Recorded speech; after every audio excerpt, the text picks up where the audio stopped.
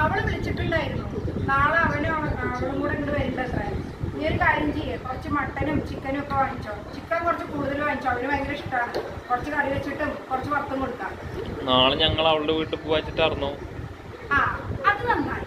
അപ്പൊ നിങ്ങൾ പോയി കഴിഞ്ഞാൽ അവിടുത്തെ പണിയൊക്കെ ആരാ ചെയ്യാം? അവള് പോയി കഴിഞ്ഞു വെച്ചാ കറി ഇതൊക്കെ ആര് വെക്കും?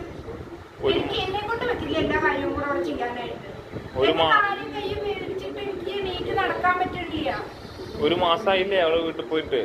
ഒരു മാസമായി പറഞ്ഞു കഴിഞ്ഞാ അവിടെ പോയിട്ട് അത്യാവശ്യം ഒന്നുമില്ലല്ലോ. എങ്ങനെ അത്യാവശ്യം ഉണ്ടോ?